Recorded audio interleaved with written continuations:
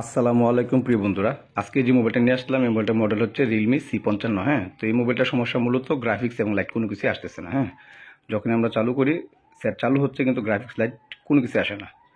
তো যেহেতু গ্রাফিক্স এবং লাইট কোনো কিছু আসে না, তো আমরা চার্জ লাগাবো দেখবো যে আমাদের সেটটা কত রিডিংটা আছে। দেখেন এটা রিডিং মূলত 1.8 বা 2.1 এরকম নিতেছে। হ্যাঁ, রিডিং পুরোপুরি নিচ্ছে, বাট সেট চালু হইতেছে কিন্তু গ্রাফিক্স এবং লাইট কোনো কিছু আসতেছে না। হ্যাঁ, তো অল্প সময়ের মধ্যে এই কাজটা আপনি কীভাবে করবেন দেখেন। তো আমরা প্রথমে অবশ্যই আমাদের সিপিউর যে মিপি লাইনগুলো আছে, গ্রাফিক্সের যে আপনার বডি স্কিমেটিক ওপেন করবো, করার পর আমরা সবগুলো লাইন অবশ্যই চেক করবো। তো এটা হলো সিপিউর মিপি লাইন। এই রেজিস্টারগুলো সবগুলো একটা রেজিস্টার যদি আপনার এখান থেকে মানে লিকেজ থাকে বা কোনো প্রবলেম থাকে, কাজ করতে হবে না বা আপনার মান পাবেন না।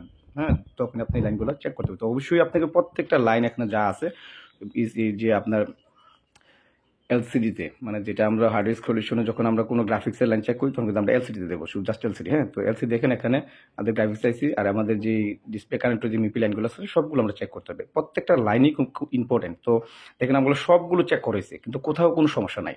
তো এখন আমরা কী করবো দেখেন। তো প্রথমেই আমি কি বলবো যে প্রথমে একটা মোবাইলের যদি স্যামসাং হয়, Samsung A12, A13, A14, M12 এই সেটগুলো যদি কোনো সমস্যা হয়, গ্রাফিক্স অথবা লাইটের সমস্যা হয়, তো অবশ্যই আপনাকে সর্বপ্রথম আপনি কয়েলটা চেঞ্জ করবেন। এবার শর্ট আছে কিনা এটা তো অবশ্যই আপনাকে দেখতে হবে। হ্যাঁ, অবশ্যই আপনাকে শর্ট আছে কিনা দেখবেন।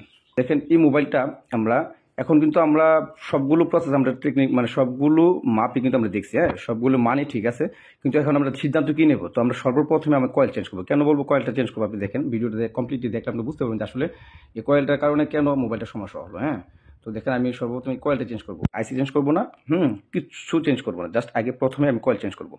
কারণ রিয়েলমি অনেকগুলো মডেল আছে, অনেকগুলো মোবাইল এরকম হয় যে বেশিরভাগ সময় কয়েলটা কি হয় ভালো থাকে। কয়েলটা কিন্তু আপনি দেখবেন মিটার দিয়ে মাপ দিলে ভালো দেখাবে, কিন্তু জাস্ট তারপর ওটা চেঞ্জ করতে হবে। কারণ ভিতরগতভাবে এটা টেম্পারারি মানে এটা মানে হয়ে যায়, মানে এটা টেম্পার নষ্ট হয়ে যায় মানে কয়েলটা। হ্যাঁ, ভিতরগতভাবে মানে কয়েল মাপবে কিন্তু ঠিক দেখাবে, মানে কয়েলও ঠিক আছে।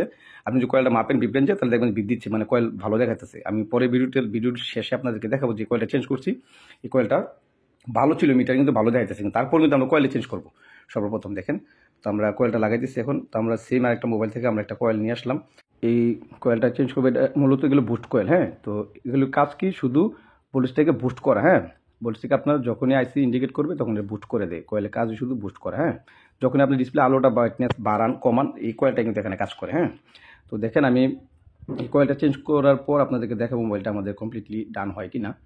তো এখন আপনি বলতে পারেন যে ভাই আমি তো অন্য কোনো আমি আইসি চেঞ্জ করতে পারি, অন্য আশেপাশে অন্য সবগুলো আমরা অন্য আদার্স চেক করে দেখতে পারি, তাই না? আমি বলবো না, আপনি সর্বপ্রথম আপনি কয়েলটা চেঞ্জ করেন। কারণ বেশিরভাগ সময় অনেক মোবাইলে ইদানিং দেখতেছি যে অনেক মোবাইলে শুধু বুস্ট কয়েলের কারণেই আপনার বেশিরভাগ সময় গ্রাফিক্সের সমস্যা অনেক মোবাইলে হয়, অনেক মডেলের মোবাইল আমি পাইছি। হ্যাঁ, তো এই জন্য বলবো।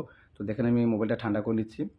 মোবাইলটাকে অবশ্যই পর্যাপ্ত পরিমাণ ঠান্ডা করে নিতে হবে, কেননা আপনাকে ঠান্ডা যদি আপনি গরম গরম কোনো কাজই ভালো না, অবশ্যই আপনাকে ঠান্ডা করে নিতে হবে। ঠান্ডা করে নেবেন যতটুকু প্রয়োজন। হ্যাঁ, দেখেন আমরা মোবাইলটা ফিটিং করতেছি, ফিটিং করে আমরা মোবাইলটাকে চেক করবো। হ্যাঁ, তো আমাদের প্রত্যেকটা ভিডিও যদি আপনাদের কাছে ভালো লাগে আমাদের এই চ্যানেলটাকে অবশ্যই সাবস্ক্রাইব করে রাখবেন এবং আপনাদের কমেন্ট আমাদের মতামত অবশ্যই আমাদেরকে কমেন্টে জানাবেন। হ্যাঁ, তো দেখেন মোবাইলটা ওপেন করে নিলাম। দেখেন কমপ্লিটলি সেটটা কিন্তু শুধু একটা কয়েলের জন্য কিন্তু মোবাইলটা গ্রাফিক্স সমস্যা ছিল।